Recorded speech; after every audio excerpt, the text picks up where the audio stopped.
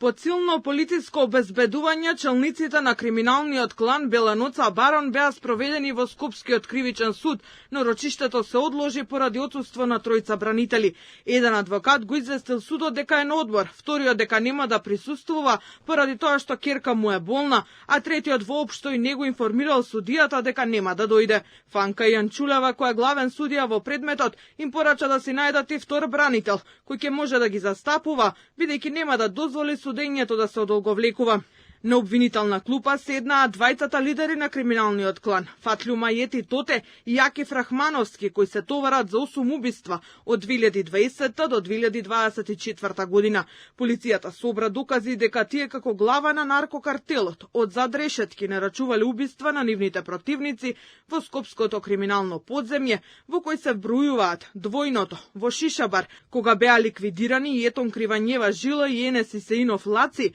членови на кланот Дукјанџи Грчец, кој важи за ривал на Беланоца Барон, убиството на Орхан Бајрами Оки во Ханиоти, ликвидацијата во Чаер со 57 куршуми на Камери Дризи, она во Сингилич и ланското убиство во Батинци. Првото убиство за кое ќе одговара Тоте датира од 2020-та, кога понудил и платил 10.000 евра за ликвидација на Ибрахим Ајдини, затоа што се сомневал дека тој соработувал со институциите во предметот Монструм. Уште 7 мина од групата на лидерот Тоте се товарат како соизвршители во убиствата, но и за други кривични дела, како палењето автомобили на затворски полицајци и завршење притисок и закани кон нивните семејства. Соработниците на двајцата шефови во Беланоца Барон организирано изнудувале пари од фирми со закани, физички напади и палење објекти. Во групата има имиња кои одамна и се добро познати на јавноста, како Гани Марко, извршител на убиството во Ханиоти, Зулкифлин Уредини, Мали Репки кој се поврзува со минатогодишното убиство во Батинци